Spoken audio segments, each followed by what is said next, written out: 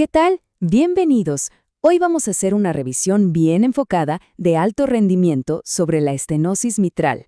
Este es un tema clave, un clásico de la EUNACOM, así que nos vamos a centrar en esos conceptos que de verdad marcan la diferencia al momento del examen. Bueno, vamos directo al grano. La idea es responder a esta pregunta de la forma más práctica posible.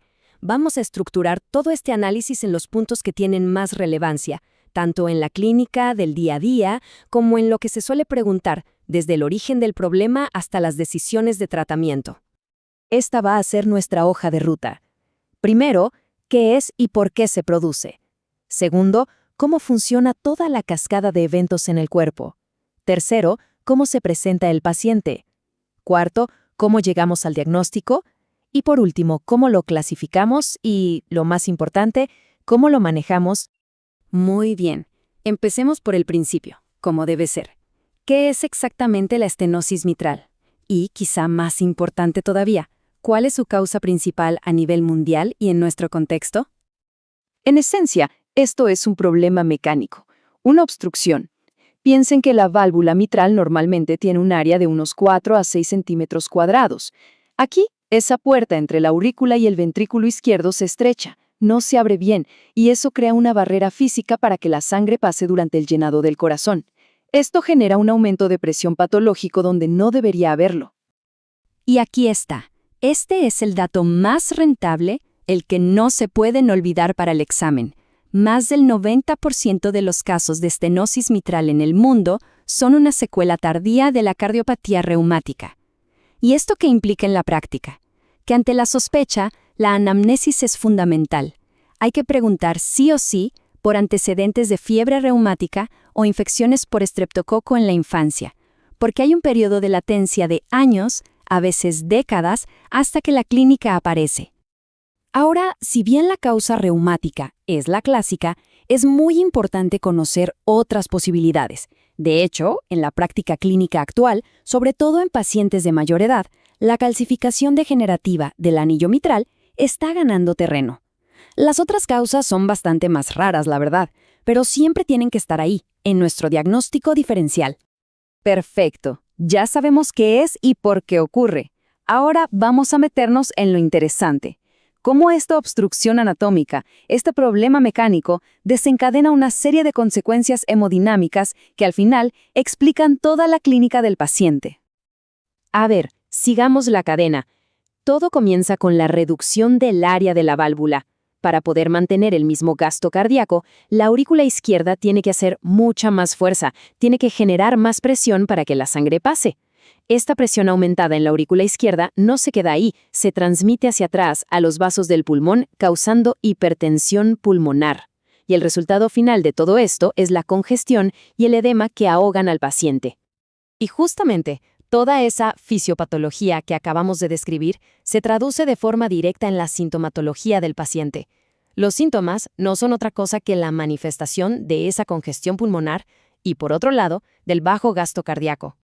El síntoma cardinal, el clásico, es la disnea. Empieza con el esfuerzo y va progresando a medida que la estenosis empeora. La ortopnea y la disnea paroxística nocturna ya nos hablan de una congestión pulmonar más avanzada. La fatiga refleja que no está llegando suficiente sangre al resto del cuerpo. Y ojo con las palpitaciones. Mucho ojo. Suelen ser el debut de la complicación más frecuente y temida en este escenario, la fibrilación auricular.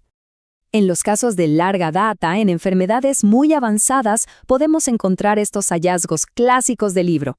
La facies mitralis, con ese color violáceo en las mejillas, es producto del bajo gasto y la vasoconstricción periférica. Y el síndrome de Ortner, que es esa ronquera por la compresión del nervio laríngeo recurrente por una aurícula izquierda gigante. Es más raro, pero muy específico si lo encontramos.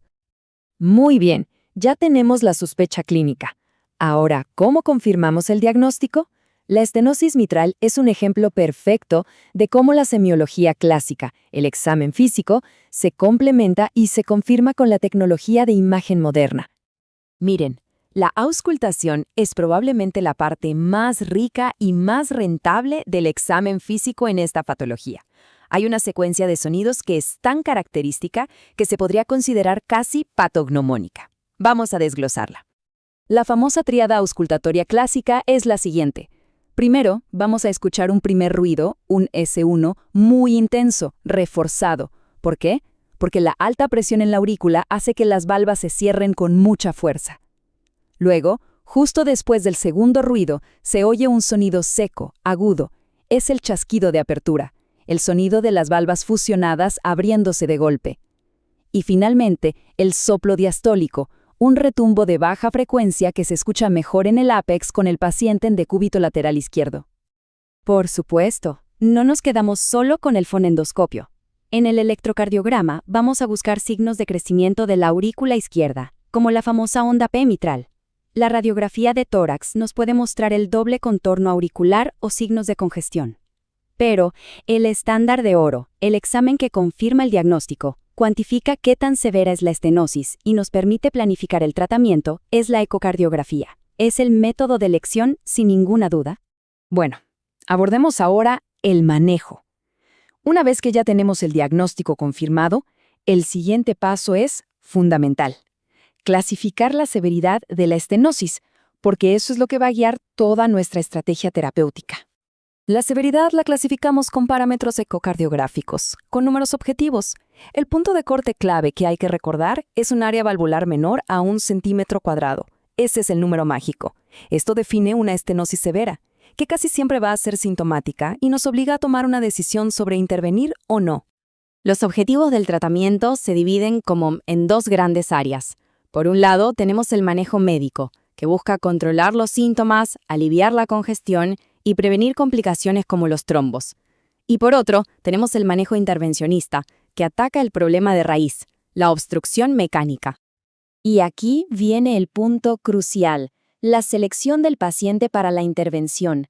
Para pacientes sintomáticos con una estenosis severa de origen reumático, la valvuloplastía con balón es el tratamiento de elección, pero siempre que la anatomía de la válvula sea favorable.